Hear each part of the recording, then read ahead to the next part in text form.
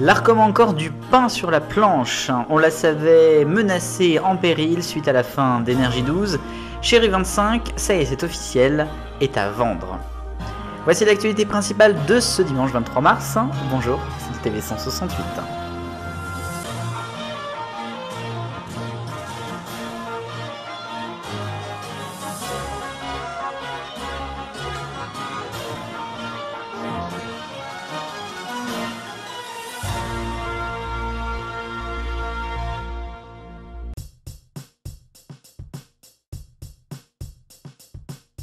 Ça y est, c'est officiel, on le savait, on l'imaginait, mais maintenant on en est sûr, Chérie 25 est à vendre, selon une information de La Lettre.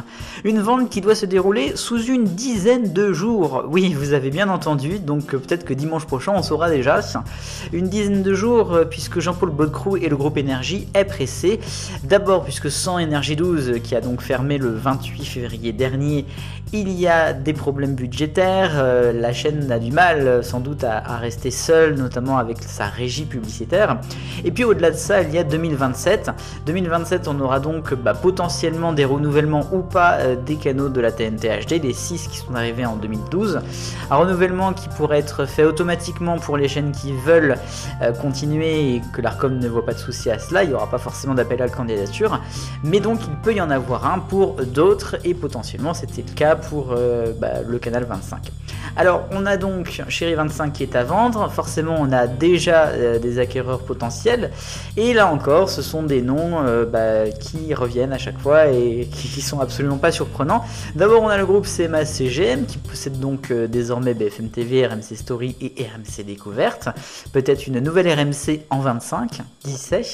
Et puis on a Daniel Kretinsky qui est donc notamment dans l'affaire T18 qui donc pourra avoir également une T25. Voilà, donc pour tout cela, on a beaucoup de choses qui vont se faire dans la semaine. On en saura, comme je vous le disais, peut-être plus d'ici 7 jours. En tout cas, c'est donc la fin d'une ère, la fin du groupe Énergie à la télévision française sur la TNT.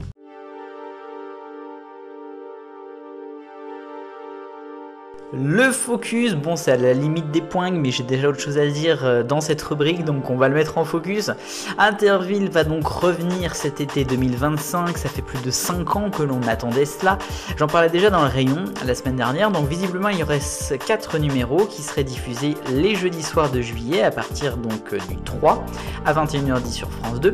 Une émission qui serait en direct, ça a été annoncé par la petite bande promo diffusée lors de la mi-temps du match de rugby de samedi dernier.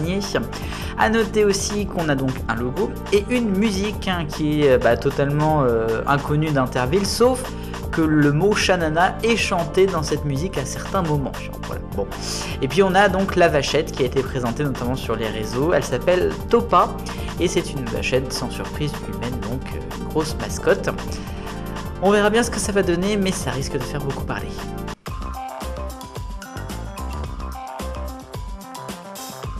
À part ça, au rayon des autres actus de la semaine, commençons d'abord par France Info. Je vous en parlais il y a quelques temps, la chaîne est dans une mauvaise passe depuis plusieurs années, entre audience, entre réorganisation, c'est compliqué. Laurent Delpech, qui était directeur de la rédaction, a été visé par une motion de défiance et il sera remplacé, on l'a appris cette semaine, par Muriel Plénet, qui était directrice de la rédaction nationale. A noter que la rédaction nationale sera désormais par Nathalie Saint-Cric, oui, qui est décidément partout. Le rayon continue maintenant avec TF1 et TFX, vous allez comprendre pourquoi, puisque je vais parler de l'émission 4 mariages pour une lune de miel, diffusée pendant une décennie sur la Une. Elle a basculé il y a 3 ans sur TFX, et elle va revenir sur la chaîne mère. Oui, TF1 va reproposer 4 mariages pour une lune de miel entre 16h et 17h30 à partir du lundi 7 avril, 2 épisodes à chaque fois. C'est donc le téléfilm numéro 2 qui saute, et c'est une restructuration de grille en vue de l'arrivée du 3e feuilleton quotidien bientôt. Partons maintenant dans un autre sujet, un sujet un peu plus important, puisqu'on va parler de la réforme de l'audiovisuel public, ce fameux serpent de mer que l'on parle depuis tant d'années. Eh bien, une proposition de loi justement sur cette holding a été inscrite pour le jeudi 10 avril prochain. Ce sera donc à l'ordre du jour de l'Assemblée nationale, et ce sera justement ma question 168. TF1 de retour et de l'info maintenant avec le plateau du journal qui s'est fait une petite rénovation technologique qui a été mise à l'antenne samedi dernier. Vous avez peut-être vu, alors ce n'est pas de la réalité augmentée, même s'il y en a toujours, mais c'est maintenant de la réalité étendue. Oui, donc c'est-à-dire que les présentateurs par exemple peuvent se retrouver carrément dans un décor et évoluer à l'intérieur de ce décor, tout bonnement devant donc l'écran du journal. Voilà, c'est une nouveauté. Et puis ce rayon redevient un peu plus sérieux avec deux informations sur deux condamnations. Je vais d'abord parler de Stéphane Plaza, non pas de ses condamnations à lui, mais d'une de ses ex-campagnes. On a appris cette semaine qu'il y avait donc une de ses ex avec qui il avait travaillé, puisqu'elle était notamment gérante d'une agence Stéphane Plaza. Une relation avait eu lieu entre les deux il y a quelques mois, quelques années, et au final il avait arrêté, sauf qu'elle continuait à envoyer des messages. Donc il y a eu une condamnation pour harcèlement moral pour elle. Et puis, bien évidemment, je n'allais pas passer à côté de cela. Jean-Marc Morandini a été condamné, je dirais même alourdi de peine. Une peine donc alourdie à 2 ans de prison avec sursis probatoire de 3 ans. Ça c'était pour la deuxième instance de son procès sur des faits de corruption de mineurs sur 3 adolescents. A noter donc, comme sur le procès précédent, il se pourvoit maintenant en cassation et donc toujours présumé innocent.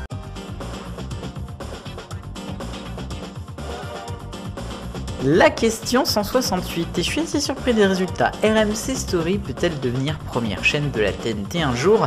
Vous êtes en majorité à penser que oui, 68%, c'est assez énorme quand même, 32% pour le non. À mon sens, il va quand même falloir un petit bout de temps avant que ça arrive.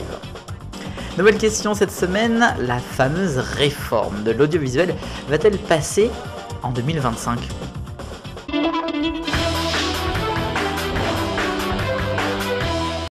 Les points ô combien importants sur Cyril Hanouna. Tout d'abord, il va recevoir 3 500 € de la France Insoumise, qui a été condamné cette semaine pour atteinte au droit à l'image, suite à l'affiche que l'on parlait la semaine dernière.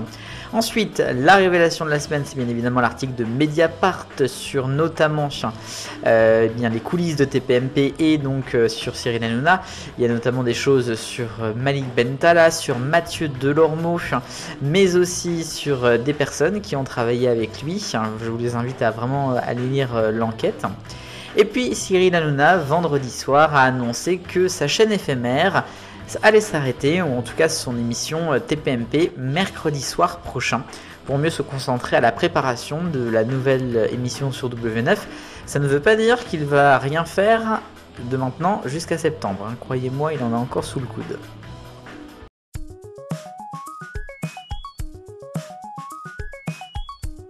Voici les 7 couleurs de l'arc-en-ciel des audiences. Et d'abord en rouge, le Big Deal de nouveau, encore en baisse sur une semaine. Ça commence quand même à être compliqué, sous les 650 000. Orange pour la série Vendetta, mercredi sur France 3, premier épisode à 800 000 téléspectateurs, ça a baissé ensuite. Du jaune pour la première partie de Pékin Express jeudi, là aussi c'est en baisse sur une semaine. De mauvais augure pour la demi et la finale. En vert, c'est Quelle époque sur France 2, porté par le rugby, un très beau score notamment en part de marché, 27% samedi dernier. Le bleu clair est pour Affaires conclues, sur France 2 toujours mardi, avec un record là aussi en part de marché, vieux de 5 ans, 22%. Bleu foncé pour Carpe Diem, qui est toujours bien sur TF1 lundi, avec près de 5 millions de nouveaux, plus de 25%. Et puis le violet, bien évidemment, France-Écosse, dernier match du tournoi destination, avec notamment la victoire des Français, 9 millions de téléspectateurs.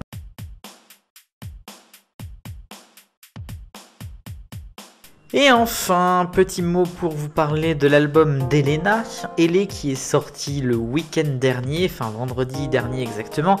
Un album qui a très vite été très bien accueilli, avec près de 19 000 exemplaires qui ont été vendus, en tout cas équivalent de vente. Sur Spotify, c'est le 7e album au monde cette semaine. Alors encore une fois, la télévision n'est pas morte. La vie de la télévision est un long roman avec de nombreux chapitres. Alors la suite, on vous le raconte dimanche prochain. Je dis on, car désormais il y a des comètes qui m'aident chaque semaine à préparer l'émission, notamment pour trouver des sujets. Alors je salue et remercie Aurélien et Linquieux. Vu le bonheur, on est tous des millions de copains.